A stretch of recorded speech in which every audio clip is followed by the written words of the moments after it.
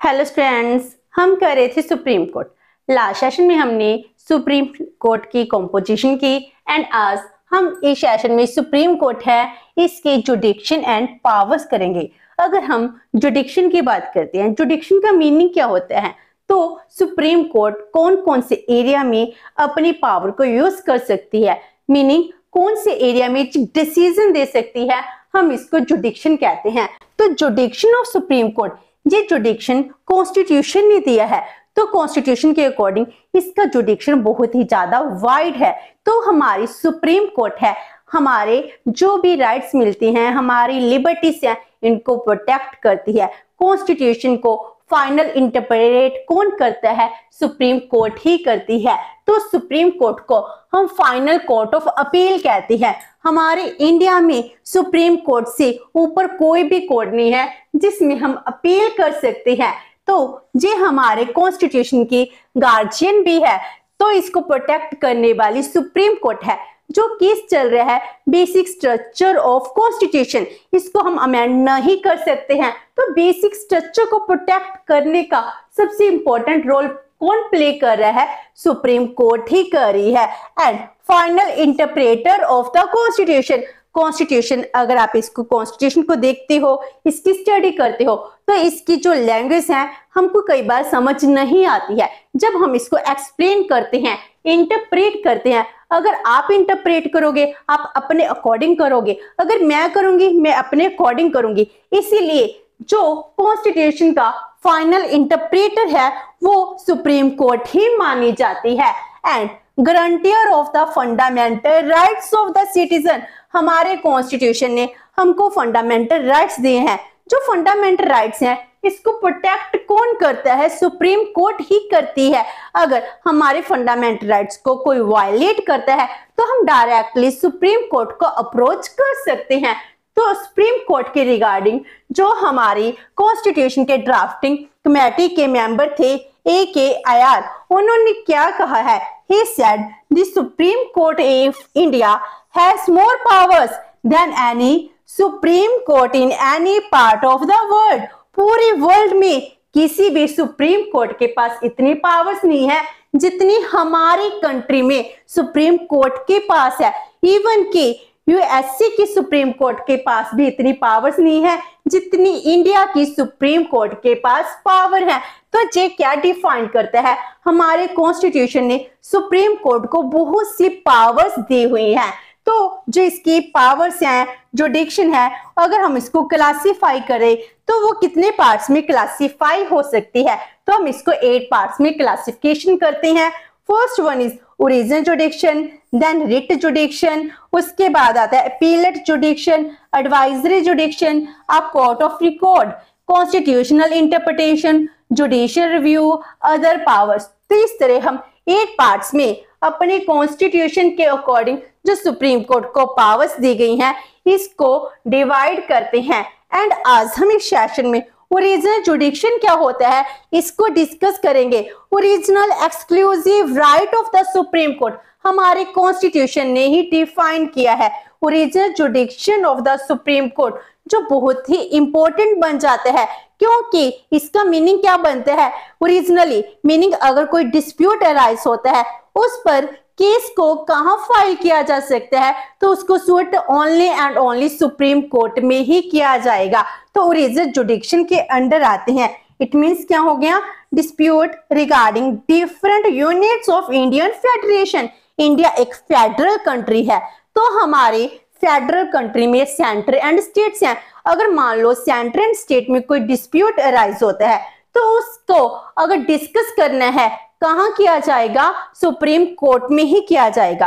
अगर मान लो हम कह रहे हैं 2 स्टेट्स हैं, इनके बिटवीन डिस्प्यूट अराइज हो जाता है, अगर वो उनकी हाई कोर्ट में जाता है तो हाई कोर्ट अपनी स्टेट के रिगार्डिंग ही डिसीजन देगी। इसीलिए वो केस कहां जाते हैं? डायरेक्टली सुप्रीम कोर्ट में ही जाते हैं। इन केसेस पर सुप्रीम कोर्ट का एक्सक्लूसिव राइट है, मीनिंग किसी और कोर्ट का कोई भी राइट नहीं है। तो ओरिजिनल हो गया power to hear such dispute in the first instance, इसको अपील के थ्रू नहीं लेकर आ रहे, इसको फर्स्ट इंस्टेंस में कहां पर हम फाइल करते हैं? डायरेक्टली सुप्रीम कोर्ट में इन केसेस को फाइल किया जाता है। तो ओरिजिन जुडिक्शन के अंडर कौन कौन से डिस्प्यूट हैं वो आते हैं। तो हम इसको मेनली 3 पार्ट्स में डिवाइड करते हैं। फर्स्ट में आता है सेंटर वर्सेस स्टेट, और स्टेट्स मीनिंग एक स्टेट या एक से ज्यादा स्टेट्स भी हो सकती है। अगर मान लो सेंटर को छोड़ के आ रही है, वो स्टेट और स्टेट्स को छोड़ के आ रही है, तो इन दोनों के बिटवीन डिस्प्यूट हो गया, वो सुप्रीम कोर्ट की ओरिजिन जुडिक्शन के अंडर आ रहा है।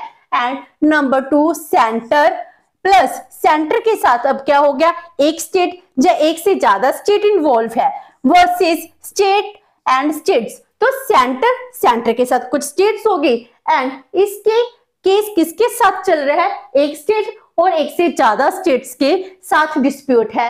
एंड थर्ड वन आ गया, कोई स्टेट है या फिर एक से ज्यादा स्टेट्स है, इनका केसेस चल रहा है एक स्टेट के साथ या एक से ज्यादा स्टेट्स के साथ।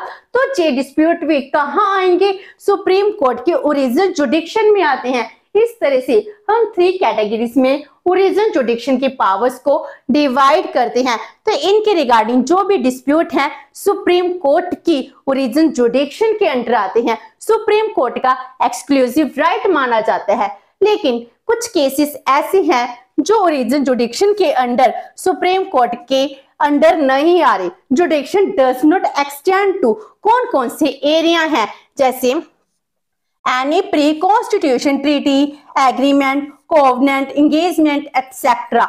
मीनिंग जब तक हमारा कॉन्स्टिट्यूशन इंप्लीमेंट नहीं हुआ था, इंप्लीमेंट करने से पहले हमने कोई ट्रीटी की है, कोई एग्रीमेंट, कोई कोवेनेंट किया हुआ है, तो इसके रिगार्डिंग जो भी डिस्प्यूट है वो ओरिजिन जुडिक्शन के अंडर नहीं आ रहे हैं। इंटरस्टेट वाटर डिस्प्यूट्स हैं, वो सुप्रीम कोर्ट के ओरिजिन जुडिक्शन के अंडर नहीं आते हैं। इंटरस्टेट डिस्प्यूट्स को, अगर कोई वाटर स्टेट डिस्प्यूट है, अगर हम इंटरस्टेट की बात करें तो ये हमारे थर्ड केस में आ रहा है, state versus state, states versus states. तो ऐसा कोई भी इंटरस्टेट वाटर डिस्प्यूट होता है तो पहले वो किसी भी हाई कोर्ट में भी इस केस को सूट कर सकते हैं, बाद में जो सुप्रीम कोर्ट में भी जा सकते हैं, लेकिन ओरिजिनली सुप्रीम कोर्ट की जुडिक्शन का पार्ट नहीं है। Third, matters refer to finance commission. कोई भी केस था, ऐसे मैटर्स हैं जो हमारे फिनांस कमीशन इंडिपेंडेंट बॉडी है, जो भी कॉन्स्टिट्यूशन के थ्रू फॉर्म की गई थी, तो इसके अंडर जो हमने मैटर्स हैं वो इनको दे दिए हैं, वो मैटर सुप्रीम कोर्ट के ओरिजिन जुडिक्शन के अंडर नहीं आते हैं। Adjustment of certain expenses and tensions between the centre and state. अब जो पॉलिटिकल मैटर हो गया, सेंट्रल स्टेट में कोई खर्चे हैं, कोई पेंशन है, सैलरी है, इनके रिगार्डिंग एडजस्टमेंट करनी है, तो ये पॉलिटिकल केसेस भी सुप्रीम कोर्ट के ओरिजिन जुडिक्शन का पार्ट नहीं बन रहे हैं।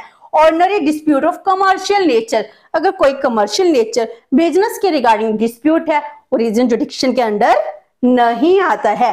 And last one is recovery of damage bye a state against the centre. अब सेंटर ने स्टेट की कोई प्रॉपर्टी को डैमेज कर दिया, अब उस डैमेज का कंपनसेशन तो सेंटर को देना पड़ेगा, एंड उसके रिगार्डिंग कोई डिस्प्यूट अराइज हो जाता है, वो ओरिजिन जुडिक्शन के अंडर नहीं आता है। इस तरह के केसेस हैं जो सुप्रीम कोर्ट के ओरिजिन जुडिक्शन के अंडर नहीं आते हैं।